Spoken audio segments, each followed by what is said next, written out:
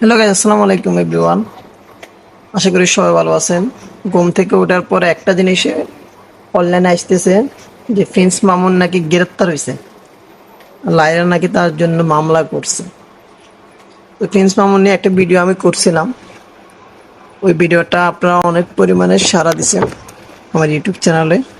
লায়লা মামলা করাটার কারণটা কি এটা আমি জানি না, কিন্তু কথা এটা হলো মূল কথা যে কে খারাপ, লায়লা নাকি প্রিন্স মামুন। দ্বিতীয় দর্শন হওয়ার পরে তৃতীয় দর্শন, তারপর আবার হচ্ছে বাসায় রাখে, আবারও বাসায় রাখে। হয় তুমি আমার সাথে থাকতে হবে, নইলে তুমি আমাকে 90 লক্ষ টাকা দিবা, তাহলে তোমাকে আমি ছেড়ে দিব। ওদের দুজনেরই তো ভিতরে থাকা উচিত। প্রিন্স মামুন আগে এসছে না লায়লা আগে এসছে? আমাদের সমাজে না এখনো মেয়েদেরকে না একটু আমরা প্রায়োরিটি লিস্টে রাখি। সমান অপরাধের অপরাধী কিন্তু লায়লাও। খারাপ কে, প্রিন্স মামুন না লায়লা? আমার জানা মতন দুইটা লোকে খারাপ। যেমন প্রিন্স মামুন খারাপ, তেমন লায়লা খারাপ। এমনকি টিকটক জগৎটাও খারাপ। যারা টিকটকার আছে, বড় বড় সেলিব্রিটিরা, কিছু সেলিব্রিটি ছাড়া সবাই অহংকার, লোভ, লালসা, ইসলামের বাইরে, ইসলামের বাইরে সব কিছু তাদের মধ্যে। যারা এমন এমন টিকটকাররা আছে, টিকটকার এমন এমন মেয়েরা আছে যে তারা ইসলামিক মাইন্ড তো দূরের কথা, যে ইসলামে কিভাবে চলতে হবে সেটা পর্যন্ত তারা জানে না।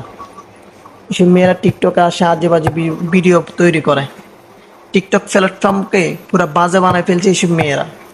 এবং ফিস মামুনের মতন, লাইলার মতন ছেলে মেয়েরা এসব টিকটক আইডিটাকে শেষ করে দিছে, টিকটকটাকে শেষ করে দিছে। কারণ কারণ বিশেষ করে আপনার লাইলা ম্যাডামেরও বুঝার উচিত ছিল সে আপনার থেকে ছোট। তারপরে আপনার কি জানি প্রিন্স মামুন সাহেবও বোঝার উচিত ছিল সে আমার মায়ের, সে আমার বোনের বয়সী, সে আমার বড় বোনের বয়সী। আসলে হলো মূল কথা হলো টাকা। টাকা হলো মূল কথা। আপনি টাকা দিকে যাবেন, ইসলাম ভুলে যাবেন, সমাজ ভুলে যাবেন, জীবন ভুলে যাবেন, অতীতে কি ছিলেন সেটা পর্যন্ত ভুলে যাবেন যখন আপনার টাকাওয়ালা কারো কাছে যাবেন বা আপনার টাকা হয়ে গেলে। এটা হলো মূল কথা। কিন্তু আমার জানা মতো এই দুটো লোকে খারাপ, প্রিন্স মামুনও খারাপ, লাইলাও খারাপ। এই খারাপ এই দুইজন, এই কারণে টিকটক জগৎটাকে মানুষ খারাপ মন্তব্য দেখে, খারাপ বলে। তারাই টিকটক প্ল্যাটফর্মটা শেষ করে দিয়েছে। এটা হলো মূল কথা।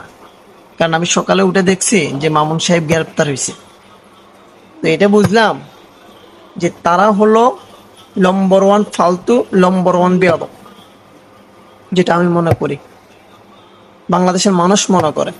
তাদের মধ্যে বিয়ে হয় নাই কিংবা হয়েছে, কিন্তু আপনাদের তারা কিছুদিন আগে করছে মারামারি, কিছুদিন আগে করছে ওইটা, কিছুদিন আগে করছে ওইটা। আরে ভাইয়া, কেন? আসল কথা হলো, মূল হলো টাকা। টাকাই সব কিছু।